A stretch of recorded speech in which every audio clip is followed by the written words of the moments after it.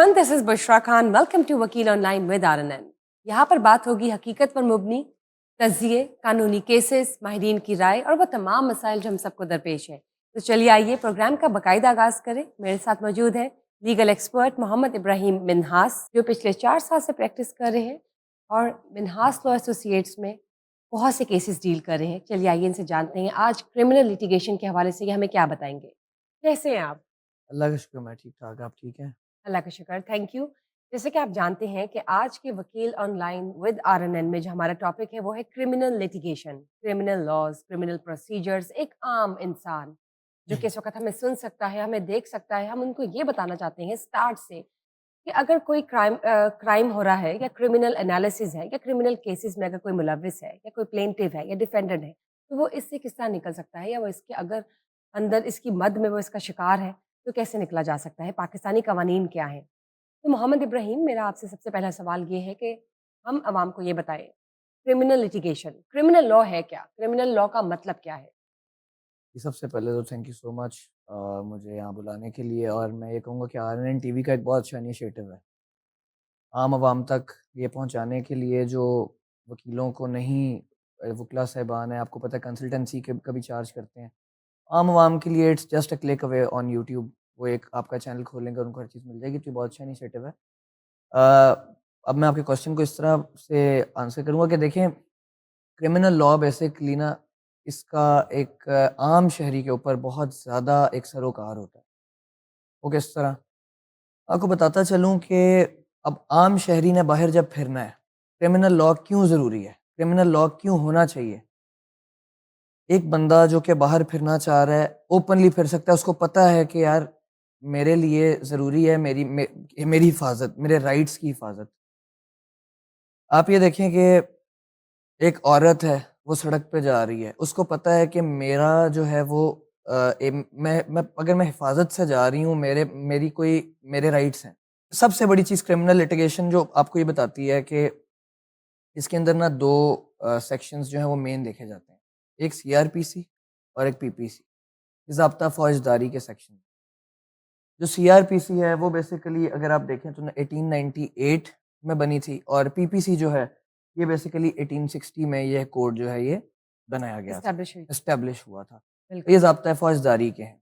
ये right. Basically एक, अगर आप देखें तो ये बॉडी ऑफ लॉ है जो क्राइम और पनिशमेंट को डिफाइन करती है, पीपीसी।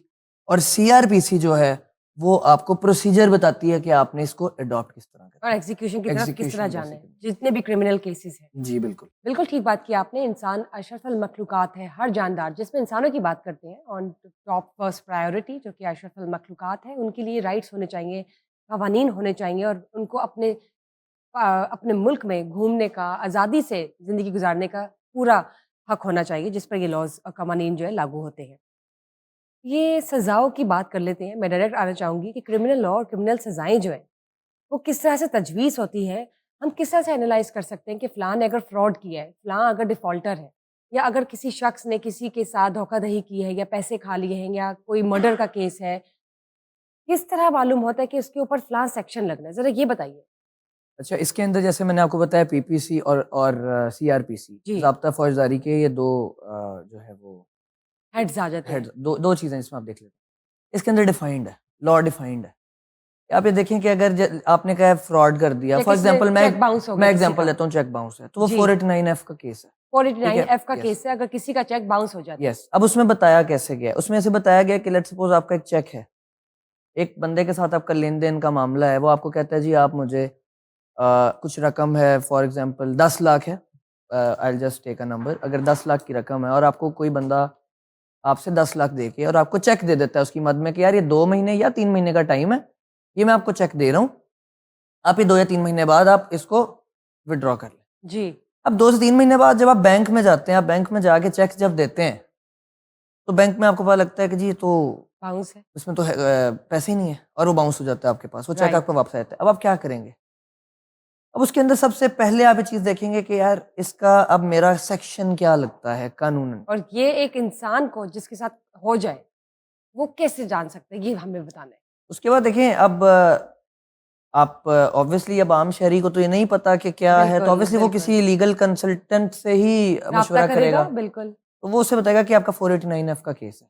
राइट। 489F का केस ये है कि फिर आप इसका मैं आपको थोड़ा प्रोसीजर अगर बताता चलूँ। 489F बेसिकली ये है कि आपका चेक बाउंस हो गया, उसके बाद आप जाएँगे, आप जाके थाने में जो आपका मुतलका पुलिस स्टेशन है, आप रिपोर्ट देते हैं, ठीक है? ठीक है। अच्छा, यहाँ 489F पर की। अब मैं आपसे आप यहीं से कंटिन्यू कीजिएगा। अब आपने कहा कि थाने में चले गए।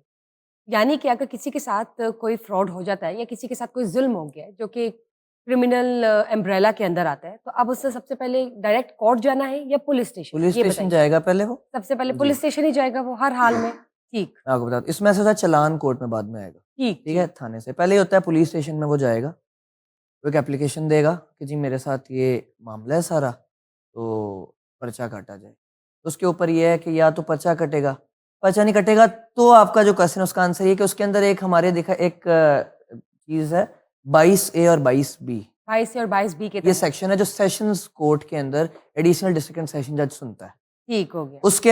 उसके पास आप ये एक फाइल करेंगे, उसके साथ आप अपना जो प्लेंट है वो एप्लीकेशन। लिखेंगे। हाँ जी। प्लेंट के साथ आप डॉक्यूमेंट्स लगाएंगे, सपोर्टिंग डॉक्यूमेंट्स चेक लगाएंगे, बाउंस स्लिप लगाएंगे, प्लस आप साथ में उसके अंदर जो है वो एप्लीकेशन जो आपने थाने में दी है कि मेरे साथ ये हुआ और और फलाँ। और उस पे टैग नंबर लगा होगा। और उसमें हम ये भी मेंशन करेंगे कि पर्चा नहीं कटा, एफआईआर नहीं की हो रही इस पे, राइट? एफआईआर हुई होती तो फिर तो कोर्ट में आने की जरूरत नहीं थी हाँ ना। जी। एफआईआर ऑब्वियसली कटी नहीं है तो हम कोर्ट में गए, उनका भी हमने मुद्दा बीच में डाल दिया। डाल दिया कि ठीक। पुलिस की। फिर क्या होगा 22 से 22 भी फाइल करेंगे, फिर जज साहब जो है वो पहले पुलिस का ऑब्वियसली कमेंट्स मंगवाएंगे, कमेंट्स आने के बाद फिर वो नोटिस होंगे दूसरी पार्टी को, फिर वो कोर्ट में दूसरी पार्टी आएगी, आके वो फिर कोर्ट की डिस्कशन है। कोर्ट चाहे तो वो 22 से 22 बी में जो है direction to for registration of case FIR कर सकती है राइट। या वो भी खारिज कर सकती ज़बरदस्त। है। तो ये है अब तो वही क्वेश्चन कि अब 489F का क्या प्रोसीजर है। ये प्रोसीजर तो है अगर आप 22 से 22 भी कर रहे हैं, बट अगर मैं वापस जाऊं थोड़ा, तो आप कह रही हैं कि कोर्ट में जाके कोर्ट वाला तो मामला हो गया, थाने में जाना है तो थाने में होगा कि आप एप्लीकेशन देंगे थाने में, जी।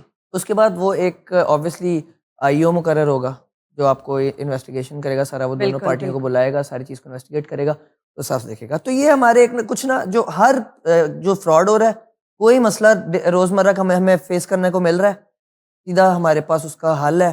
और ऑब्वियसली हमारे पास मतलब लॉ के बुक्स हैं, उसके अंदर हमारे पास हर हल है बिल्कुल, हर और चीज़। इसमें तो कोई छुपी-छुपाई बात ही नहीं है कि पाकिस्तान के जो कवानीन हैं, वो आप खुद भी देख सकते हैं, स्टडी कर सकते हैं, एनालिसिस कर सकते हैं उसका, और जो लिटिगेशंस के हवाले से जो कंसल्टेंट्स हैं, आप उनको भी राब्ता कर सकते हैं, बल्कि मशावरत भी कर सकते हैं। और हर आम इंसान को ये हक है कि अगर उसको लगे कि इसके साथ कोई ज़्यादती हो रही है, ज़ुल्म हो रहा है या कोई ऐसी चीज़ जो क्रिमिनल एक्ट के मद में आती है, आप डायरेक्ट अपने अपने जहाँ पे आप रहते हैं, जहाँ पे आप रिहाइशगाह हैं, अगर आप वहाँ पर as a rent paid person भी हैं, अपने नियर बाय स्टेशन जाकर, जो आपका केस है आप उसको दर्ज करवा सकते हैं, एफआईआर होगी, एप्लीकेशन होगी, फिर वो मामला आपका कोर्ट में जाएगा। बिल्कुल। आपने कहा पुलिस इन्वेस्टिगेट करती है। ये बताइए, पुलिस की इन्वेस्टिगेशन जो है वो किस बिना पर होती है, और क्या पुलिस ने जो इन्वेस्टिगेशन करनी होती है इसके भी कोई कवानीन है, पैरामीटर्स? देखिए पुलिस जो है ना वो बिल्कुल चीज़ें देखती है, काफ़ी मद्देनज़र रखती है चीज़ों को। इसके अंदर देखें सबसे पहले क्या होगा कि जब थाने के अंदर एक एप्लीकेशन आ गई है, फर्दर अब पुलिस का क्या रोल होगा? पुलिस का ये रोल होगा कि जब थाने में एप्लीकेशन आ गई है तो उसको इंट्रस्ट होगी थाने की तरफ से, मतलब उसको ज़िम्मेदार बना दिया जाएगा कि आप इसकी इन्वेस्टिगेशन ऑफिसर आईओ, आप इसके आईओ डिक्लेयर्ड हैं। वो क्या करेगा, वो मौके से जाएगा जहाँ पर कोई वक़ूआ पेश है। फॉर एग्ज़ाम्पल मर्डर का कोई केस है, इंसिडेंट है, राइट। नारकोटिक्स का है। तो चलिए अटेम्प्ट टू मर्डर का हम कर लेते हैं। नहीं हम क्रिमिनल की बात कर रहे हैं तो उसमें मर्डर का हम कर लेते हैं ना कि मर्डर हो गया फॉर एग्ज़ाम्पल, ठीक है? बल्कि मैं यहाँ पे एक केस डिस्कस कर लेती हूँ इब्राहिम। जैसे कि मूसा मानिका का जो केस है, जिसमें मूसा मानिका पर ये इल्ज़ाम है कि उन्होंने अपने मुलाज़िम के ऊपर गोली चलाई, जिसकी वज़ह से वो ज़ख्मी हो गया और इट्स अ लक कि वो बच गया। तो वो केस आ रहा है अटेम्प्ट टू मर्डर की मद में। अब हम उसी केस को डील कर लेते हैं कि फॉर एग्ज़ाम्पल वो लोग कोर्ट में गए और इस तरह से आगे लेके चले इसको। अब मैं आपको पहले इसमें पुलिस का रोल बता देता हूँ। पुलिस का रोल ये होगा कि पुलिस जब जाएगी जाए वक़ूआ पे, ठीक जी, है? जहाँ पर ये सारा मैटर हुआ है। वाक़या हुआ। ओके, पुलिस जाएगी सबसे पहले। अब पुलिस जाएगी वहाँ जाके फ़र्द मकबूज़गी जिसको कहते हैं रिकवरी मेमो, वो आर्टिकल्स लेगी सारे, उसको पैक करेगी और भिजवा देगी सैंपल्स को। उसके बाद वहाँ पर वो एक जो बेसिक चीज़ है आपने सुना होगा 161 के स्टेटमेंट, राइट, 161 के बयान जिसको राइट। कहते हैं। 161 के स्टेटमेंट्स लेगी, ठीक है, इंटेरोगेशन करेगी वहां पर जो लोग होंगे, बिल्कुल उनसे पूछेगी कि यार क्या हुआ था यहाँ पे, हमें जरा बताएं। वहां पर इंटेरोगेशन चलेगी। इंटेरोगेशन करने के बाद अगर मुलजिम वहां पर मौजूद होंगे तो वो मुलजिमान को गिरफ्तार करेंगे, नहीं होंगे तो ऑब्वियसली वो फिर सारा जो है वहां पर अपना दर्ज करके और सारा कुछ फर्द मकबूजगी और हर चीज़ लेके जो मौके की चीज़ें होंगी उनको सारा लेबॉर्ट्री में भेज देगी। और वहाँ पर जो लोग होंगे उसके अंदर फिर कुछ आई विटनेस होते हैं जिसको कहते हैं चश्मदीद गवाह, फिर होते हैं जो सेकेंडरी जो ऑन विटनेस लुकर्स हो गए या थोड़े से सेकंड एंड जिनको थर्ड जिनको आप प्रायोरिटी पे आते जिनको हैं, जिनको मतलब आप प्राइमरी विटनेस नहीं होते, इनडायरेक्ट सेकेंडरी कह सकते हैं। इनडायरेक्ट जी आप ही कह, तो वो विटनेसेस हैं, उनको फिर आप उनसे पूछ सकते हैं।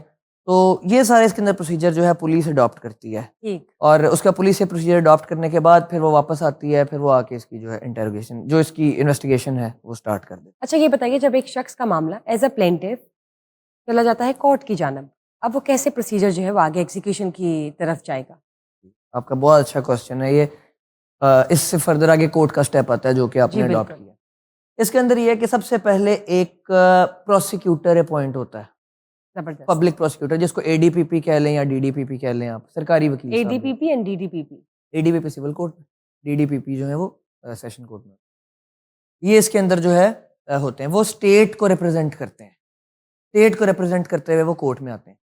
फिर जो इसके अंदर इफेक्टिव होता है, जो इसके अंदर मतलब आपके जो आपने आपकी जैसे आपने पूछा प्लेंटिफ, फिर प्लेंटिफ अपने जो अपना जो वकील होगा वो प्लेंटिफ की तरफ से आएगा, फिर एक जो मुलजिम होगा उसकी तरफ से वकील आएगा। डिफेंडेंट, क्योंकि उसको भी पूरा हक है अपने आप को डिफेंड करने बिल्कुल, का। आर्टिकल 10 ये कहता है फेयर राइट ट्रायल, ठीक है। राइट।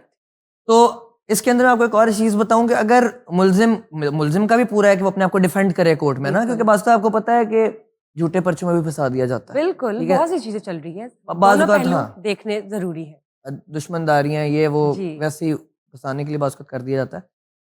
तो आप ये देखें कि उसको भी फेयर ट्रायल किया, तो अगर वो नहीं इस मतलब इतना वेल ऑफ नहीं है कि वो वकील अपना अफोर्ड कर सके, तो आपको एक अच्छी चीज़ के अंदर बताऊं वो ये है कि सरकारी खर्चे पे कोर्ट उसको सरकारी वकील दे देती है। जबरदस्त। कोर्ट उसको कहती है कि यार तुम्हें भी फेयर ट्रायल का हक है, तुम्हें सरकारी खर्चे पे हम वकील देते हैं, तुम आके यहाँ पर अपने आप को बेगुनाह साबित कर लो। क्योंकि पाकिस्तान के कवानीन में है कि आप वन साइडेड तो बिल्कुल भी नहीं बिल्कुल केस को लेके जा सकते ना एंड ट्रू। तक। उसके बाद फिर ये होता है कि 173 की रिपोर्ट आती है, 173 की पुलिस रिपोर्ट, जिसके अंदर पुलिस कोर्ट में आके बताती है कि जी ये गैर हाजिर था, ये फलाना बंदा जो है ये हाजिर था, ये मुद्दई है, ये मुलजिम है, ये हमने इन्वेस्टिगेशन की है। 161 के 161 की स्टेटमेंट है, वो 161 के स्टेटमेंट साथ लगा दिए जाएंगे कि ये सारा जो है वो कंप्लीट पुलिस की जो एक फाइंडिंग है वो कोर्ट में दे दी जाएगी। उसके बाद क्या होगा, उसके बाद फर्दर प्रोसीजर ये पहले कंप्लीट हो गया। उसके बाद सेक्शन जो है वो दो सेक्शंस के अंदर है। 87 जो है वो ये कहता है कि पुलिस कोर्ट जो है वो उस बंदे को, इससे पहले जो प्रोसीजर है वो ये कि अगर बंदा जेल में है तो उसको थ्रू रोबकार बुलाया जाएगा ठीक कि इसको जेल से अदालत में पेश किया जाए, रोबकार की जाएगी। एप्लीकेशन होती है। यस, अगर वो बंदा जो है वो बाहर है और खुलेआम घूम रहा है, जेल में नहीं, सरेआम। तो फिर उसको समन किए जाएंगे, समन टू कोर्ट। थ्रू समन उसको कोर्ट में तलब करने का कहा जाएगा। फिर भी कुछ लोग नहीं आते, ठीक है। देन फिर क्या होगा, फिर इसके अंदर ये होता है कि सेक्शन 87 जो है वो जो है उसमें बंदे को इश्तिहारी कर दिया जाता है होगा कि बंदा बाद इश्तिहारी में है। एड्स भी चले जाएंगे उसके। इश्तिहारी होता है ना, मतलब आपने देखा होगा कि जब आप नाके पे कोई पुलिस रोकती है तो आपका आईडी कार्ड चेक करते हैं, तो आईडी कार्ड रिकॉर्ड पे आ जाता है कि ये बंदा इश्तिहारी है, ये पीओ है, कोर्ट एब्सकॉन्डर है, या सारी चीजें हैं। तो और उससे भी ज्यादा ये सेक्शन जो है वो 88 है, उसके अंदर जो है वो प्रॉपर्टी अटैच कर दी जाती है कि बंदा एट द एंड जो है वो सरेंडर कर दे, जब्त कर दी जाती है फिर इसकी प्रॉपर्टी अटैच कर दी जाती है। एक दफा तो वो आए और कोर्ट में आए, कोर्ट जी बिल्कुल कोर्ट में आए, कोर्ट में आके वो अपना जो है मौक़िफ़ बयान करे। उसके बाद फिर शहादत होती है, शहादत होगी, एविडेंस होगी, सब कुछ होगा। शहादतें कितनी हैं और किस किस्म की हैं? शहादत मतलब इसके अंदर एविडेंस होती है पहले, फिर मतलब इसके अंदर क्रॉस एग्जामिनेशन, पहले चीफ रिकॉर्ड होता है, जरा होगी हाँ चीफ रिकॉर्ड होता है, पहले बंदे का बयान रिकॉर्ड होता है, उसके बाद फिर क्रॉस एग्जामिनेशन होती है जो दूसरी पार्टी क्रॉस करती है। राइट, तो वही सारी चीजें जी बिल्कुल है। उसके बाद मतलब क्रॉस ये कि ना कि जो उसने अपना बयान रिकॉर्ड कराया उसमें सामने वाले लॉयर्स ने बी पार्टी का किया, बी वाले लॉयर्स ने ए पार्टी का किया, नहीं देखिए क्रॉस इसके अंदर ये होता है कि जो एक पार्टी गई, लेट्स सपोज पार्टी है, वो जाके अपना बयान रिकॉर्ड करवाएगी चीफ, जिसको कहते हैं इन चीफ, चीफ रिकॉर्ड करा दिया है। प्लेंटिफ कहते हैं हम जी उन्हें। बिल्कुल, उसने अपना चीफ रिकॉर्ड करा दिया, ठीक, बयान रिकॉर्ड करा दिया कि जी ये सारा जो है वाकया है, जो उन्होंने एप्लीकेशन में लिखा हुआ है बिल्कुल। सारा। वो जाके रिकॉर्ड करें। फिर जो दूसरी पार्टी है वो क्रॉस एग्जामिनेशन कैसे करेगी कि वो उससे पूछेगी यार आपने फलां ये बात की है, इस बात का ये, इस बात का, फिर वो अपने क्वेश्चंस क्रॉस ऑब्वियसली उसके अंदर से क्वेश्चंस निकालने की और कोशिश वहाँ से करेगी। सारा निकलेगा बिल्कुल, आपका वो शहादतें कंक्लूजन। होंगी, शहादतें होने के बाद फिर एट द एंड जो है वो अगर वो बंदा बेगुनाह होगा तो कोर्ट बरी कर देगी, गुनाहगार होगा तो तो बेस्ड ऑन फैक्ट्स एंड एक फैक्ट्स, बिल्कुल। हाँ, बात हो तो जाएगी, कोर्ट ने कंक्लूजन। एविडेंस देखनी है, उसके हिसाब से जो कोर्ट को मुनासिब लगेगा, अगर वो बंदा बेगुनाह होगा तो उसको और बरी बरी फाइन कर और दिया। चार्जेस भी पड़ते हैं इसके साथ-साथ। डिपेंड करता है, for Depend example attempt to murder case में आप बताइए मुझे, कितना फाइन पड़ता है और वो कितनी देखें ये इसमें कोई इस तरह कोई फिक्स्ड अमाउंट नहीं होती, हुँ। इसके अंदर कोर्ट की डिस्क्रेशन होती है कितना जुर्माना करना है। मतलब इस तरह नहीं है कि ये मैं आपको कोई फिक्स्ड अमाउंट नहीं होती कोई भी, जो कोर्ट का इसके अंदर दिल करता है, जो कोर्ट की डिस्क्रेशन है, वो कोर्ट उतना जो है वो फाइन लगा दे। ठीक है। अच्छा, वैसे तो जरा होती है क्रॉस एग्जामिनेशन जिसको हम कह लेते हैं। शहादतें होगी, उसके बाद एक प्रोसीजर से आप गुज़रते हैं और फिर आपका आ जाता है एंड पे कंक्लूजन, जो कि जज आपका फैसला करती है बेस्ड ऑन फैक्ट्स। अगर तो मुल्ज़िम बेगुनाह है, तो हम क्या कह सकते हैं आम आवाम को ये बात बताने के लिए कि अगर डिफेंडेंट के हक में फैसला कर दिया जाए, तो किस तरह मालूम होता है?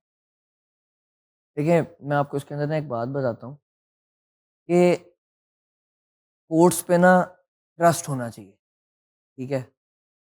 बात ये है कि हर बंदे का एक अपना, मतलब आप ये देखिए ना, हर बंदे की अपनी थिंकिंग है, कोई कुछ सोचता है, कोई कुछ और केस सोचता टू है, केस वेरी भी करता है। केस टू केस वेरी करता है। अब देखें कि जज साहब कोर्ट में जो बैठे हुए हैं, एक चेयर पे बैठे हुए हैं, एक वकील जो है वो जाके वहाँ पर पेश हो रहा है, पेश होके अपनी पूरी बात कर रहा है, जज साहब सुन रहे हैं, फैसला देखें जो जज साहब को बेहतर लगेगा।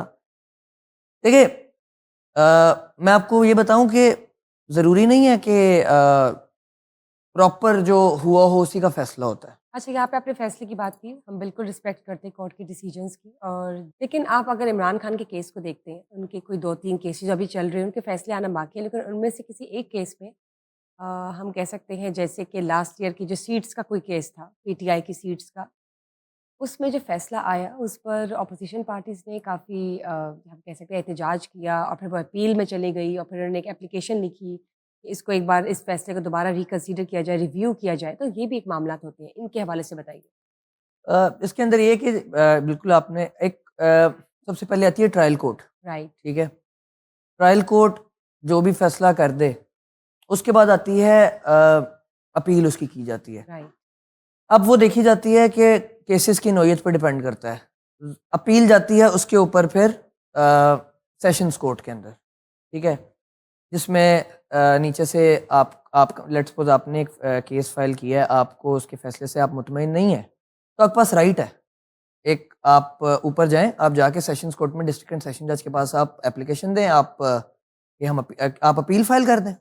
वो देख के अगर अपने पास रखनी होगी अपने पास रख लेंगे, या वो किसी भी अपने जो उनके under additional district and session जजेस होते हैं, उनके पास वो मार्क कर देंगे, ये वो सुने। उसके बाद अगर आप उससे भी मुतमईन नहीं हैं, बिल्कुल। फिर आप क्या करते हैं? फिर आपके पास चांस होता है कि आप हाई कोर्ट चले जाएँ। हाई कोर्ट में जाके फिर आप हाई कोर्ट में वो अपील फाइल करते हैं, वो जो नीचे से चलता हुआ सिविल आ से रहा है। हाई कोर्ट की सिविल तरफ से आप सेशंस अपना कोर्ट, सिविल से session court and sessions then court से हाई कोर्ट। हाई कोर्ट आप ट्रांसफर ले लेते हैं। आप हाई हाँ कोर्ट में जी। अपील फाइल कर दें, वो हाई कोर्ट में चला जाता है। अब वो हाई कोर्ट में गया तो आप मतलब आप सिविल कोर्ट से भी मुतमईन नहीं है, आप सेशंस कोर्ट से भी मुतमईन नहीं है, तो आप आपकी हाई फेवर में कोर्ट तक फैसला भी नहीं जा आ रहा, सकते हैं आप हाई कोर्ट में चले एंड जाते इवन हैं। के after high court you can go to supreme court yes. As well. Mohammed Ibrahim, मुझे ये बताइए, आप केसेस डील करते हैं अपनी लॉ फर्म में, सारे डिफरेंट केसेस आपके पास आते हैं, ज़ाहिर है स्पेशलाइज़्ड आपने एक अपना कैटेगरी तो रखी नहीं हुई किसी भी केस की। क्रिमिनल केसेस की जब बात करते हैं, कोई ऐसा क्रिमिनल केस जो आपने हाल ही में अभी डील किया हो, जो आपको लगता है कि बहुत ही ज़्यादा कॉम्प्लेक्स था हुँ, और डिफेंडेंट भी आपको लग रहा था कि शायद वो भी सच बोल रहा है हुँ। और आपको प्लेंटिफ लग रहा था वो भी मासूम है और आपको नहीं समझ आ रही थी, मतलब होता है ना कि you were going through a trying period to how to execute that criminal hmm. Case which seemed to be more complex ever before. बिल्कुल देखिए बहुत से ऐसे केसेस हैं, मैं मतलब तो शेयर कीजिए। नंबर ऑफ केसेस हैं, उसमें से एक निकालना मतलब काफ़ी टफ है, बट क्योंकि अब आपने मुझे जी। एक मैं इसको चैलेंज की तरह अगर लूँ take it as a challenge तो एंड लेट अस नो हाँ, प्लीज। तो उसके अंदर ऐसे है कि हमने क्रिमिनल केसेस काफ़ी डील किए हैं। अच्छा, मेरे पास ना एक केस आया मर्डर का, मर्डर का हो चुका 302 था, का, मर्डर 302 का 302 मर्डर का का केस। केस। एक खातून थी, I was from the plaintiff side. You are from the plaintiff side. मतलब विक्टिम विक्टिम कह रहे एक थे। खातून मर्डर हुई थी, तो उसका जो बेटा था वो मुद्दई था ना, तो उसने आके ठीक तो हो हमें गया। अपना जो है वो हमारे पास आया थ्रू एक ताल्लुक था, लिंक था, उसके थ्रू उसने आके तो केस फाइल किया। उसकी मदर थी बेसिकली, तो वो मर्डर हुई थी।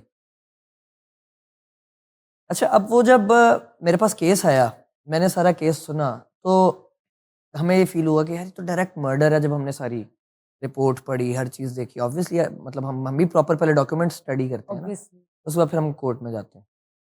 उसने आके जब मुझे ये बताया कि ये मेरी माँ थी, इस तरह मर्डर हो गई, तो मैंने उसकी सारी बात सुनी, सारा सुना एंड हर चीज़ हो गई। उसके बाद हमने केस फाइल कर दिया कोर्ट के अंदर, सेशंस कोर्ट के अंदर मर्डर केस हमने फाइल कर दिया। कोर्ट ने नोटिस किए। वैसे पहले एक प्रोसेस होता है ना, मैजिस्ट्रेट के पास जाते हैं, हम मैजिस्ट्रेट का फाइल करते हैं, फिर वो कॉग्निजेंस लेके ऊपर सेशंस कोर्ट में मर्डर केस जो है वो क्रिमिनल मार्क कर कोर्ट में देता चला है गया, मतलब प्रोसेस सेशंस जो था कोर्ट में। स्मूथ था। ये हाँ, प्लेंटिफ की तरफ से वो एज अ विक्टिम ही आया था, जी यानी कि बिल्कुल, वैसे जी। विक्टिम आया। तो हमने जो है केस फाइल किया। उसके बाद उसने कहा जी मेरी मदर थी, ये ऐसे एक बंदा था, उसने अपने जाल में फंसाया, फंसा के जो है मेरी मदर को जो है वो ले गया और किडनैप किया। किडनैप करके उसके बाद उसने जो है वो प्रूफ्स छत भी से थे। धक्का दे दिया। हम कह सकते हैं सबूत भी थे।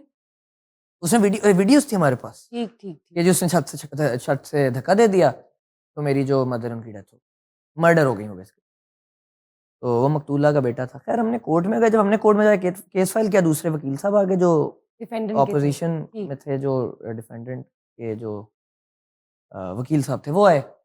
उन्होंने आके जब सारी बात-शात की, सारा दिखाया, तो उन्होंने ऐसे सबूत पेश किए कि एक दफ़ा मतलब हम तो विक्टिम साइड, हमने तो केस लेके चलना था।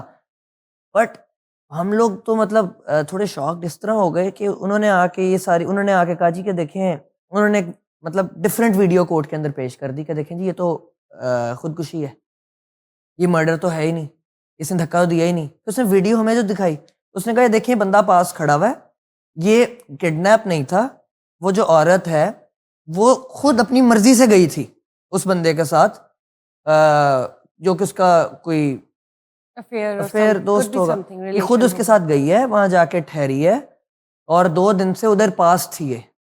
और 2 दिन बाद जो है उसने खुदकुशी की है किसी बात की वजह से। तो उसने उसके बाद उन्होंने कहा कि देखें ये तो वो लटकी रही है काफ़ी देर, लटकने के बाद उसने छलांग मारी है। कहाँ उसने धक्का दिया है? फिर हमने उसके अंदर ये क्लेम लिया कि जी देखें, वो बंदा पास खड़ा हुआ था, उसने बचाया क्यों नहीं? उसने हाथ क्यों नहीं पकड़ा? तो ये काफ़ी एक ना कॉम्प्लेक्स केस हो गया कॉम्प्लेक्स था कि वो कह रहे हैं कि ये जो है खुदकुशी का केस विलिंगली है, उसने छलांग उसने मारी। खुदकुशी की है। जी। हमने कहा कि पकड़ा नहीं, ब्लैकमेल किया जा सकता है किसी वजह से, या जान के मर्डर की, क्योंकि वो 14th फ्लोर से गिरी। तो उसने छत से छलांग मारी, उनका मौक़िफ़ हमारा ही है कि मर्डर है। वे समझे, फिर उसके बाद पीएफएस से फॉरेंसिक कराया, जब पता लगा चीज़ें, तो पता लगा एट द एंड कि यार वो जो है उस औरत को उस बंदे ने बातों में काफ़ी ज़्यादा ब्लैकमेल किया चीज़ों के अंदर। मेंटल टॉर्चर इतना दिया कि उसने छलांग मार दी। ब्लैकमेल इन द सेंस कि उसको, वो एक खातून थी, उसको ज़रा ब्लैकमेल किया, जिस तरह बातों में बंदा कर लेता है। आपको पता ही है आजकल क्या मुआशरा मतलब हमारा मीडिया का दौर है। उसने एआई का दौर है, उसने कोई फेक चीज़ें वीडियोज़ बनाई हुई थी, तो उसने उसको बहुत ज़्यादा हरास ब्लैकमेल किया, किया। हरास किया। उसके बाद उसने उस औरत को उसके अंदर जो है उस पे तशद्दुद भी किया, कि जब हमने बाद में उसका मेडिकल जब उसका हुआ, जब पोस्टमार्टम हुआ, तो उसको जो है बॉडी पे काफ़ी ज़्यादा स्कार्स थे मारने के, बेल्ट के। तो वो भी था। फिर उसने, औरत ने जब एंड पे देखे ना, एक बंदा अगर एक औरत खुदकुशी क्यों करेगी? अब एक नॉर्मल, मैं आपसे क्वेश्चन पूछता मतलब हूँ, she was pushed to that मैं पॉइंट। आपसे पूछता हूँ, एक औरत है, वो एक जगह से क्यों खुदकुशी करेगी? ये मैं आपसे कह रही हूँ ना कि अगर उसको इस हद तक पहुंचा दिया गया तो वो भी फिर अटेम्प्ट टू मर्डर या मर्डर की मद में आता है ना, वो खुदकुशी तो नहीं हुई। मैं कहती हूँ अटेम्प्ट टू मर्डर में नहीं आता, ये मर्डर के मर्डर हद में पे ही क्यों? आता आपने है। किसी को इस हद तक पहुँचा दे कि वो अपनी जान ले ले। आप इधर खड़े हैं, ये एक औरत मरकज़ी है, मुल्ज़िम तो फिर वही है ना वो जिसने हैंग हुई हुई पहुँचाया। है, आप उसको बचा क्यों नहीं रहे? राइट। ठीक। तो ख़ैर उसका फिर हमने ट्रायल किया। वो चल रहा है अभी, बट ये है कि द इंटरेस्ट एक डिफेंडेंट बहुत is complex this case is a है, कॉम्प्लेक्स। लेकिन मुझे उम्मीद है कि वो जो केस है ना उसमें, गुनहगार को ही सज़ा हो। और मुझे उम्मीद है कि दैट वाज़ अ मर्डर। ज़बरदस्त। एक और सवाल before we wrap up this session, अभी तो बहुत से सवालात हैं, बहुत से केसेज़ हैं, बहुत से हमने कवानीन हैं जो डिस्कस करने हैं, वकील ऑनलाइन में और करते रहेंगे। मोहम्मद इब्राहिम मुझे ये बताइए, अक्सर ऐसा हुआ जिस तरह आपने इस केस को हमारे साथ बयान किया, अगर आपको ये मालूम हो कि आपके पास कोई केस आया है एज़ अ प्लेंटिफ या डिफेंडेंट और आपको लगता है वो शख्स गुनहगार है, गिल्टी है, तो फिर भी आप लोग उसको डिफेंड करते हैं कि वो मतलब वो फ़तह हासिल करे कोर्ट हुँ। में या नहीं? मैं जब वकालत में आया था ना, पहले दिन मुझे जो सिखाया गया था मेरे उस्तादों की तरफ, या आप उस केस को नहीं लेते? मेरी कोशिश नहीं, अगर तो मैं केस को देखूँ और मुझे पता लगे कहीं न कहीं ज़ुल्म और ज़्यादती है, हाँ जी। फिर तो मैं वो केस लेता हूँ। बट मेरे मेरे पास ऑलमोस्ट 2-250 ब्रीफ है। अ, मैंने आज तक कभी कोई ऐसा केस शायद आया नहीं, एक्सपीरियंस भी नहीं मुझे हुआ, ना मेरे पास आया। लेकिन जब आपके पास कोई केस लेके आता है ना, वो आपको ये बताता नहीं है कि मैं बेकसूर हूँ, हुँ, ठीक है? वो बंदा आके यही कहेगा कि मेरे साथ कि ज़्यादती हुई है। मेरे साथ ज़्यादती हुई। वो तो जब आप कोर्ट में जाते हैं तो आपको पता लगता है असल मुद्दा क्या है। राइट। लेकिन मैं कोशिश करता हूँ जो डायरेक्ट चीज़ नज़र आ रही है उसका केस ना लिया जाए, बिल्कुल, ना बिल्कुल, लिया जाए, ज़्यादती ना की जाए किसी के साथ। बिल्कुल, ज़ाहिर है। क्योंकि एज़ लॉयर हमारा काम ये लोगों को इंसाफ देना। जब हमें पता है कि यार ये बंदा इसके ऑलरेडी गिल्टी है ये तो मैं ज़्यादती कर रहा हूँ, तो फिर हमारा वकला साहिबान और हमारा जो प्रोफ़ेशन है वो तो इंसाफ है। क्रेडिबिलिटी खराब हो तो फिर जाएगी। मैं कैसे हम कोई मैं क्या कोई बिल्कुल। भी वकील ये कैसे कर सकता है? अदालतें कौन-कौन सी सज़ाएँ दे सकती हैं? अच्छा, इसके अंदर ना अदालतों के पास ना डिफरेंट इख्तियारात होते हैं। अब मैं आपको बताता चलूँ कि एक मोटरसाइकिलिस्ट है, उसने हेलमेट नहीं पहना, राइट, छोटा जुर्माना। उसकी एक सज़ा क्या है कि ऑब्वियसली उसके अंदर अब आपको कोर्ट के अंदर अब उसकी कोई बड़ी सारी उसमें फ़ाइन कर देंगे 2000-2500 का जितना है, बिल्कुल। इतना कुछ फ़ाइन्स पे हो जाती हैं, ये लाइसेंस आपका वो कर लाइसेंस नहीं लेते है। हैं ज़ब्त। अब इसके अंदर कुछ ये है कि मर्डर किया है, ठीक है? तो उसके अंदर अब ऑब्वियसली जब ट्रायल देखा जाता है, उसकी एविडेंस पूरी ली जाती है, सारा कुछ जब देखा जाता है, उस सब चीज़ों को मद्देनज़र रखने के बाद जब अगला बंदा जो है गिल्टी होता है, तो उसमें फांसी की सज़ा, उम्र कैद की सज़ा, फिर उसके साथ जो है वो ये देखा जाता है कि उसके साथ फ़ाइन भी लग जाता है। फ़ाइन की क्या टाइप्स होती हैं? दियत, अर्श, दमन।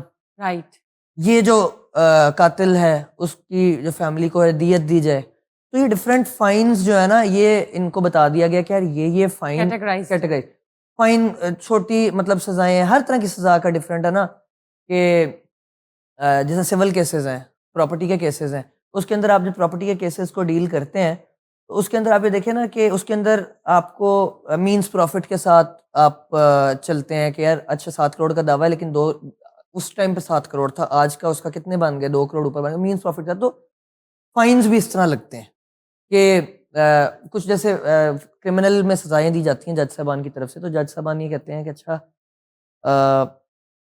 10 साल सज़ा है या लेट्स सपोज़ 5 साल सज़ा है, इसके साथ 10 लाख रुपए जुर्माना, ठीक है? तो ये फ़ाइन इसके साथ कैटेगराइज़ कर दिया गया है। ठीक, ठीक। और छोटी सज़ा है, बड़ी सज़ा है, वो ऑब्वियसली कैटेगराइज़ेशन देखी जाती है जुर्म के हिसाब से। तो वो फिर उसके हिसाब से फ़ाइन जो है वो लगा दिया जाता है। ज़बरदस्त। ये बताइए क्रिमिनल लॉ का मतलब क्या सिर्फ़ सज़ाएँ देना होता है? देखिए ये इसका ये मतलब सिर्फ़ नहीं होता कि सज़ाएँ दी जाएँ, ये लोगों के लिए एक लेसन होता है। अब आप ये देखें कि एक बंदे ने जिसने गलती की है, वो कोर्ट के अंदर उसको सज़ा मिली है, तो कोशिश ये की जाती है कि यार उसको को जेल में भेज के और जेल में मतलब मैंने जेल विज़िट किया है। ऐसा नहीं है कि मैंने जेल विज़िट किया है, जेल के अंदर जो है वो प्रॉपर काम सिखाया जाता है लोगों को, स्किल्स, स्किल सिखाया जाता है, ट्रेनिंग्स, कुरान हिफ्ज़ कराया जाता है। आपको पता ही लाइब्रेरीज़ है, हैं वहाँ हर पे। चीज़ है। बच्चे हैं छोटे, जुवेनाइल्स हैं, उनको जेल में नहीं बिल्कुल, रखा बिल्कुल। जाता। प्रॉपर एक एक निज़ाम है, एक उनके जेल लिए इटसेल्फ एक उसके एक अंदर। बच्चों को जेल में नहीं रखा जाता कि उनका जो है माइंडसेट वो बचपन में ही ऐसा ना हो जाए। स्कूल है, उनको एक प्रॉपर एक ऐसे एनवायरनमेंट रखा जाता है कि वो होते तो ऑब्वियसली जेल के दरसगाह अंदर है। है, बट उनको स्कूल में पढ़ाया जाता है, उनको साथ एक्टिविटीज़ कराई जाती हैं कि वो जेल के अंदर अपने आप को ऐसा ना फ़ील करें कि वो मतलब कोई माइंड उनका थिंकिंग खराब ना ज़्यादा हो। माइंड जो है ना अपसेट ये ना एक हो, लर्निंग है। लर्निंग लोगों प्रोसेस को है। सही और गलत का सिखाना, लोगों को सज़ा देंगे तो ऑब्वियसली लोग जो है वो राह रास्त पे लाने के लिए लोगों को जो है सही की तरफ लाने के लिए ये काम जो है वो किया जाता है। रमज़ान में हमने विज़िट किया था कैंप जेल, तो वहाँ पे हमने ये भी देखा था बार्बर शॉप है, कटिंग सिखाई जा रही थी, मैकेनिकल ट्रेनिंग्स दी जा रही थी और भी मेरे ख़्याल से इतने बहुत से और स्किल्स थे जो कि हम सिलाई देख के कढ़ाई हैरान सिखाई थे। जाती है, हम देख कर हैरान थे। इट वाज़ कुरान हिफ्ज़ है, वंडरफुल, कुरान पाक पढ़ाया जाता है, नमाज़ होती है 5 वक़्त, ज़बरदस्त, फिर जो है उनको ये नहीं ऐसा वहाँ पर उनको प्रॉपर कुकिंग का जिसका जिधर इंटरेस्ट है कुकिंग का बास्केटबॉल कोर्ट्स हैं। एंगेज रखा जाता है। बास्केटबॉल कोर्ट्स हैं,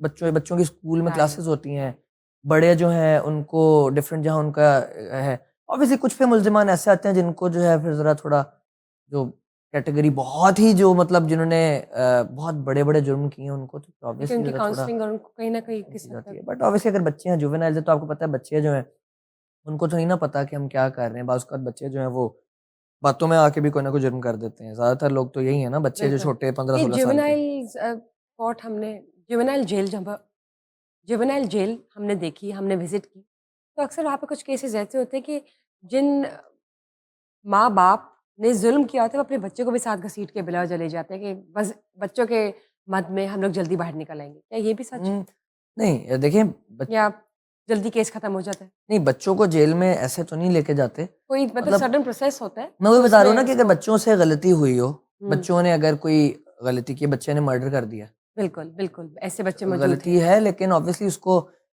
बच्चे की तरह ट्रीट किया जाएगा, उसकी सज़ा जो है बच्चों के लिए दी जाएगी। बच्चे से अगर क्या है कि मतलब अब ऐसे भी मैंने केस सुना था कि बच्चे को छोटा बच्चा है 10-11 साल का, उसको क्या पता? उसको छुरी पकड़ा दी, यार वो बंदा है जाके ना तुम छुरी मार दो। अब उसने वो जान ले ली, बच्चे को क्या पता? बट ऑब्वियसली फिर बच्चा जो है वो नासमझ है, उसको फिर उसकी सज़ा जो है वो उसकी टाइप की दे होगी, उसको कैटेगराइज़ किया जाएगा उसके जुवेनाइल विंग के अंदर। बिल्कुल ज़बरदस्त, बेहतरीन बात की आपने। Thank you for being part of the show. ये बातें और ये हकीकी जो तज्ज़िये हैं, हक़ाइक़ से पर्दा उठाने वाले, ये तो चलते रहेंगे वकील ऑनलाइन में, लेकिन इसके लिए just stay tuned for another session. Till then bye bye.